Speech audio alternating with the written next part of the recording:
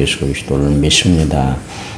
그는 성령으로 잉태되어 동정녀 마리아에게서 나시고 본디오 빌라도에게 고난을 받아 십자가에 못 박혀 죽으시고 장사된 지 사흘 만에 죽은 자 가운데서 다시 살아나셨으며 하늘에 오르셔 전능하신 아버지 하나님 편에 앉아 계시다가 거기로부터 살아있는 자와 죽은 자를 심판하러 오십니다. 나는 성령을 믿으며 거룩한 공교회와 성도의 교제와 죄를 용서하는 것과 몸의 부활과 영생을 믿습니다.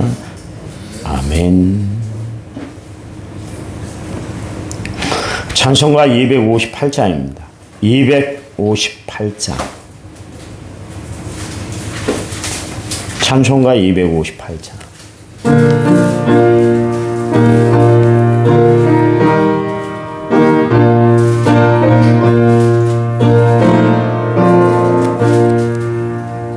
샘물과 같은 보혈은 주님의 피로다. 보혈의 죄를 씻으면 정하게 되겠네. 정하게 되겠네. 정하게 되겠네. 보혈의 죄를 씻으면 정하게 되겠네. 도적 회개하고서 보혈에 씻었네. 저 도적 같은 이 몸도 죄 씻기 원하네. 죄 씻기 원하네.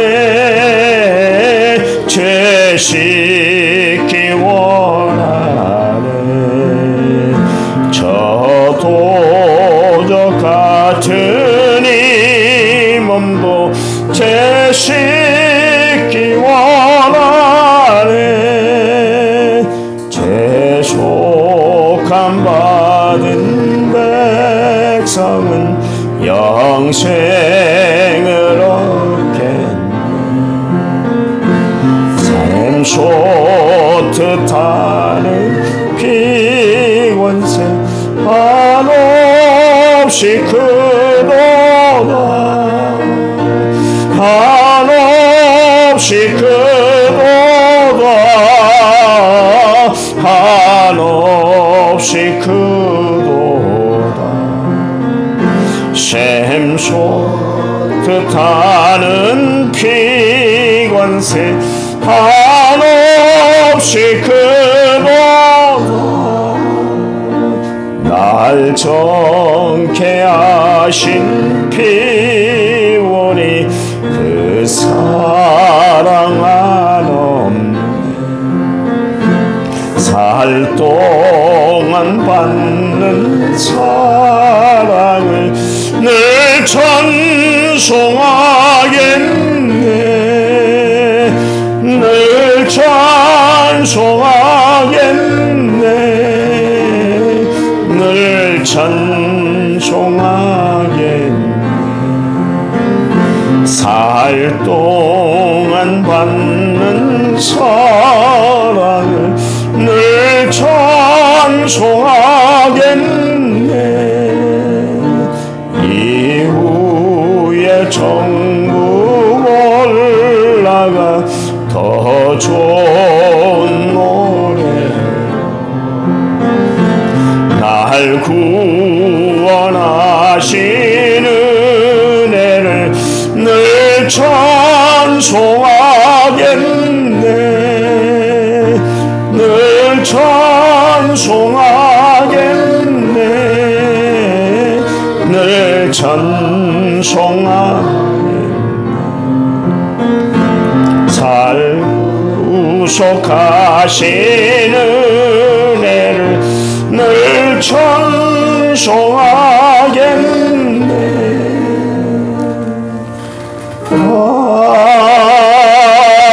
아멘. 아멘. 제가 성경 읽어드리겠습니다. 골로새서 2장 19절 한 절입니다. 머리를 붙들지 아니하는지라 온몸이 머리로 말미암아 마디와 힘줄로 공급함을 받고 연합하여 하나님이 자라게 하심으로 자랐느니라. 아멘. 1차번째 6230번째 예물을 제가 하나님 앞에 드렸습니다. 찬양 부릅니다. 당신은 하나님의 사람.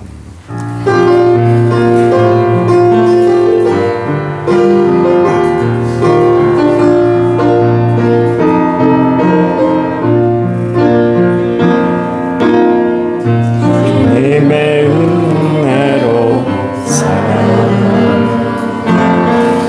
당신의 모습이 아름다워요. 주님의 사랑을 나누어주는 당신의 모습이 너무 아름다워요.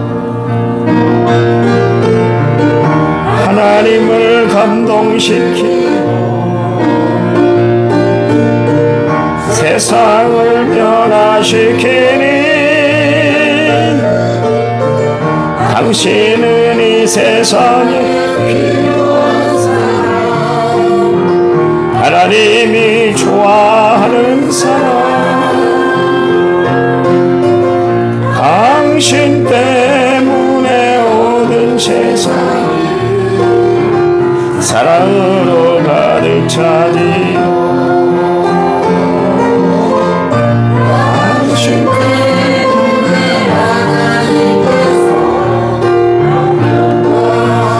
받으시리요.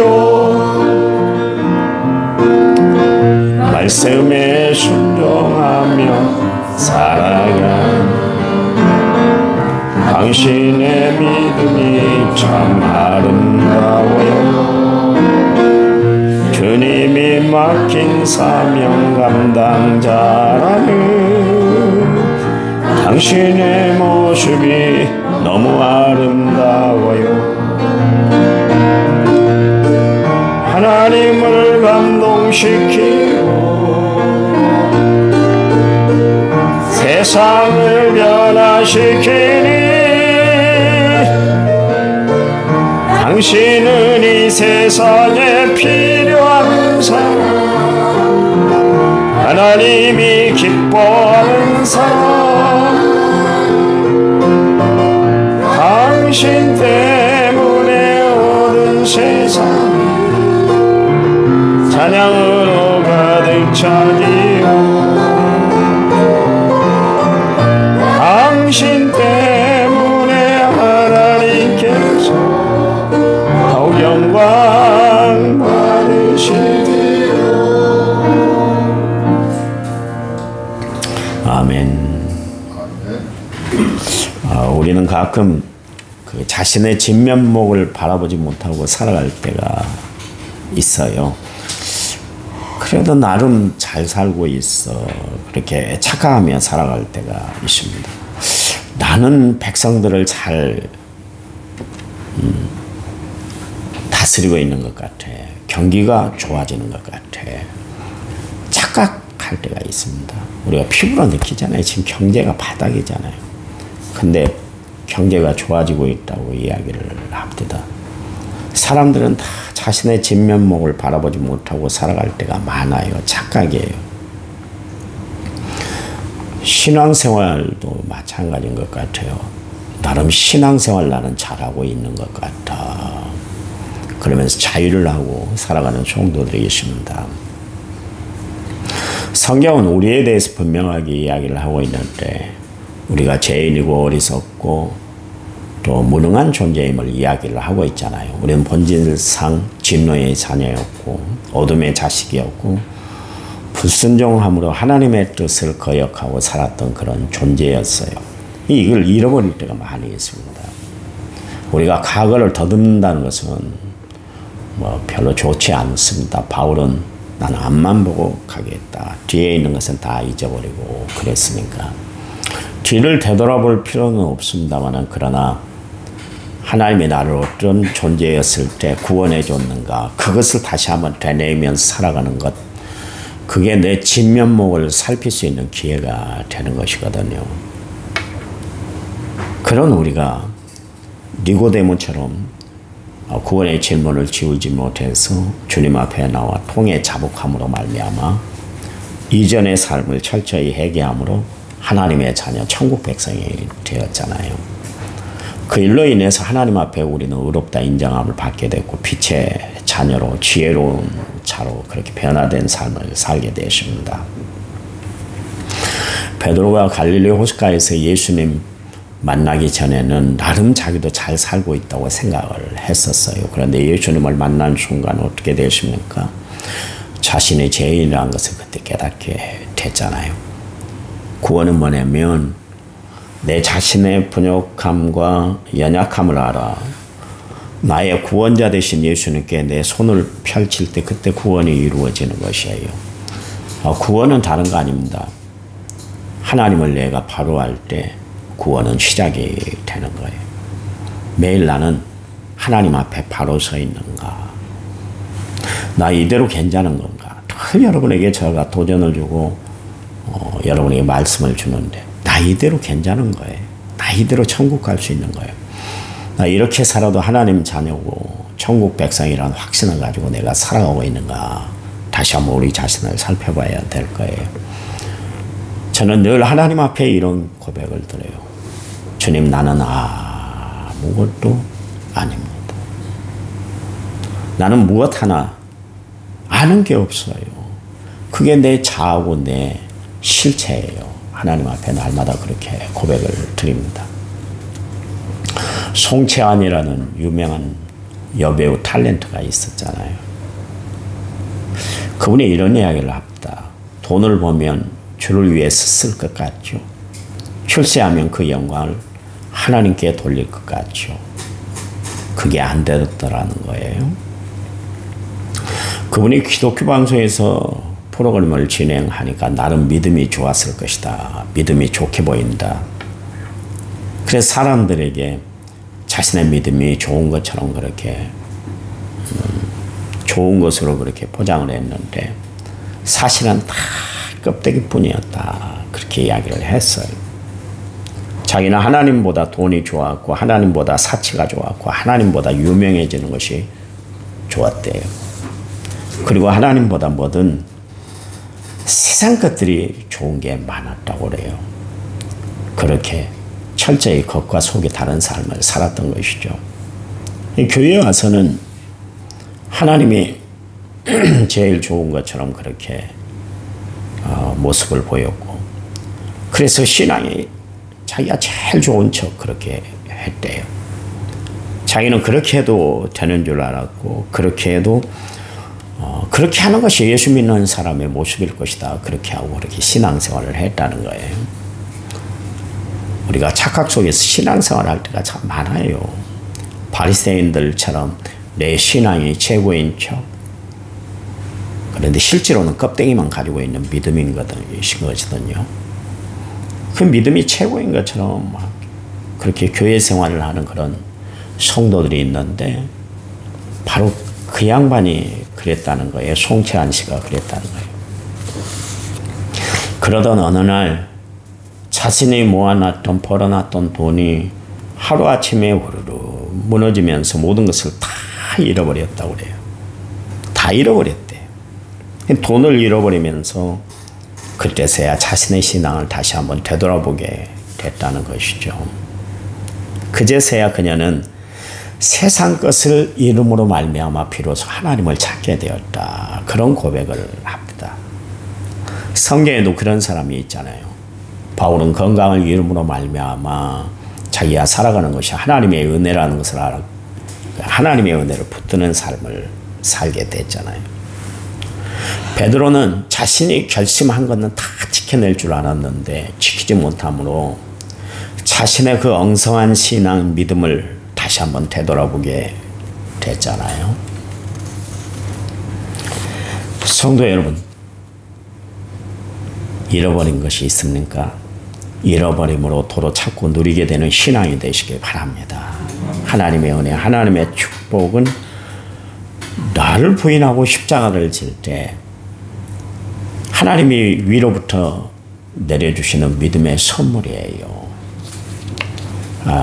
여러분, 정말 우리가 말로는 주님 나를 부인해요, 주님이 주어준 십자가 어디든지 저가 짊어지고 가겠습니다. 말은 그렇게 하지만 결정적인 순간에는 나를 나타낼 때가 참 많이 있고, 또 결정적인 순간에는 십자가를 버려버릴 때가 참 많이 있잖아요. 내가 이러려고 예수를 믿었나 생각이 들기도 하고, 그럴 때가 참 많이 있어요. 그러니까 우리가 말과 행동이 다른 그런 삶을 살아갈 때가 참 많다는 것이죠.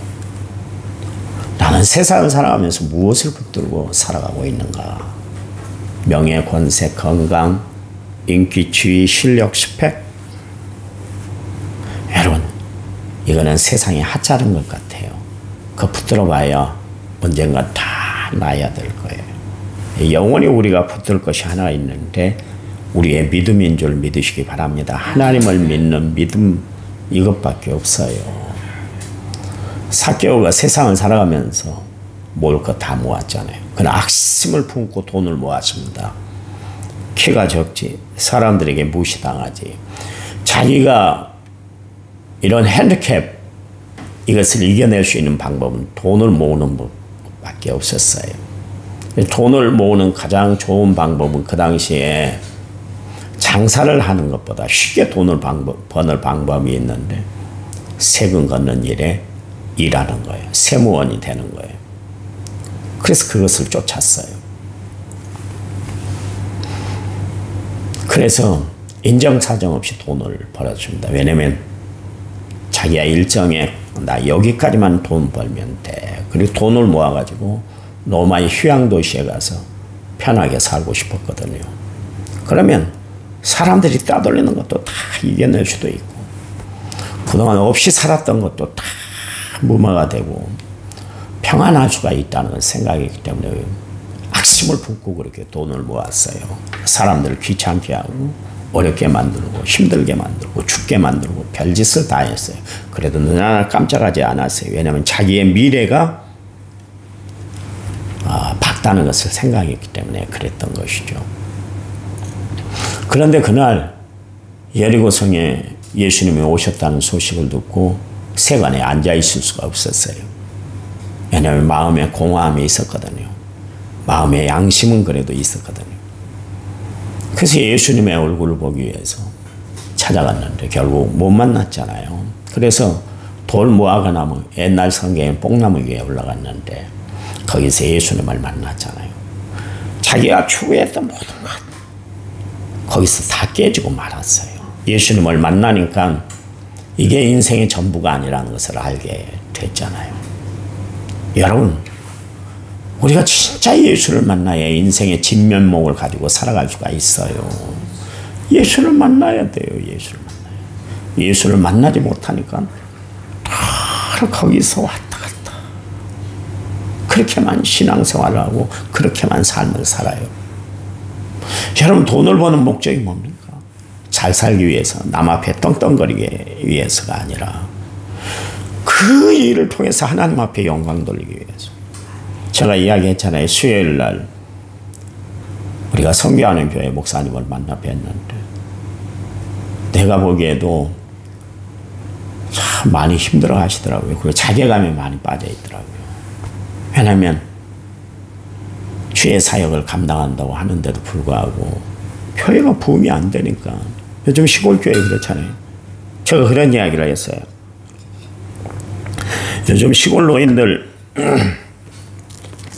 몸이 안 좋아서 요양원에 들어가면 그 시로 끝이에요. 돌아가셔야 나와요.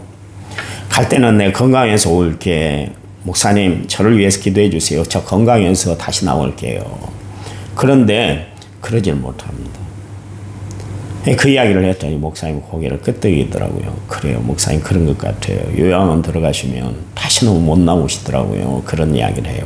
교회는 계속 연령이 높아지면 또 병이 오고, 그러면 요양원에 가고, 그러면은 교회가 비고 그래서 어려운 속에서 생활하는데 얼마나 자괴감이 들겠어요. 여러분, 사명을 가지고 주의 일들을 감당한다 할지라도 얼마나 힘들겠어요. 그 보여진 현실들, 어려운 현장을 바라볼 때 힘이 얼마나 팽개치시겠어요. 지쳐있는 모습이 좀 보이는 것 같아요. 사실은 하나님이 그래서 그분을 만나게 하고 위로하게 하신 것 같아요. 전혀 일면 안식도 없어요. 제가 전화했더니 웬 전화를 했는가 그런 식으로, 남원성결교회 목사입니다 그랬더니 그래요 그러지. 목사님 반갑습니다. 전화를 주셨네 이러지도 않더라고요. 지쳐있다는 거예요. 지쳐있다. 그분들에게 필요한 것이 뭘까요? 우리의 위로와 용기가 필요한데 무엇으로? 선교하며 기도로 돌보는 일인 줄 믿으시기 바랍니다. 하나님이 그 일을 위해서 우리로 하여금 재물을 쌓게 하시고 새벽 기도하게 하시는 줄 믿으시기 바랍니다. 여러분 위해서만 기도하지 말고 정말 주변에 이름도 없이 빛도 없이 주의 일들을 감당하는 이웃들을 위해서 중보하며 기도하는 여러분 되시기를 간절한 마음으로 부탁을 드립니다.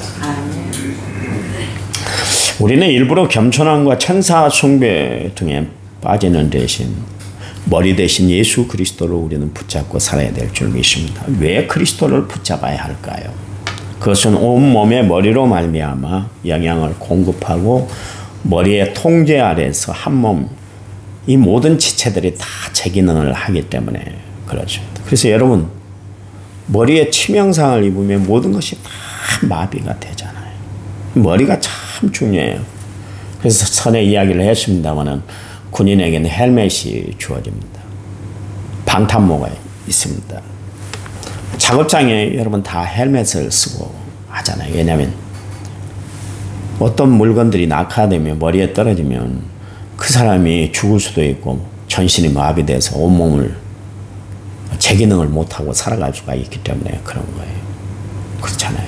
머리란 건 참 중요합니다. 왜냐하면 모든 영양을 다 공급할 뿐만 아니라 또 각 신체가 제 기능을 하도록 하기 때문에 그렇습니다. 여러분 예수님이 우리의 머리가 돼야 될 줄 믿습니다. 그래서 여러분의 삶이 원활하시기 바랍니다. 여러분의 사역이 제 기능을 하시기 바랍니다. 그래서 하나님 영광 위해서 사용되는 지체 되시기 바랍니다. 그래요. 오늘 말씀을 하고 있습니다. 바울이 머리를 붙들지 아니한 자라 온몸이 머리로 말미암아 바디와 힘줄로 공급함을 받는다 그랬으니까 머리 대신 예수님 때문에 여러분이 모든 일 공급함을 받고 은혜 안에 살아가는 믿음의 성도들이 되시기 바랍니다. 승리하세요. 오늘도 하나님이 붙들어 주시는 그 능력으로 여러분의 믿음의 정체성, 내 자아를 바로 세우고 승리하며 살아가는 복된 하루가 되시길 간절한 마음으로 부탁을 드립니다. 하나님 감사합니다. 우리가 누릴 수 있는 그 최고의 은혜들을 누리도록 하나님이 날마다 저희들을 붙잡아 주시고 인도해 주시니 감사합니다. 내가 어떤 존재라는 것을 알게 해주시니 감사합니다. 나는 하나님이 세우신 주의 자녀입니다. 천국을 바라보고 살아가는 주의 신실한 믿음의 사람들입니다. 하나님이 붙들어 주신 은혜로 오늘도 승리하도록 도와주시옵소서. 기도합니다. 나라와 민족을 위해서 기도하고 남은 성시아를 위해서 기도하고 교회를 위해서 우리 가정을 위해서 자녀들을 위해서 기도합니다. 하나님 저들의 장래 미래가 밝아지도록 하나님 역사해 주시옵소서. 우리의 기도가 자녀들 앞길에 에베네셀의 기념비가 되도록 축복해 주시옵소서. 오늘 하루의 삶을 하나님이 책임져 주시옵소서.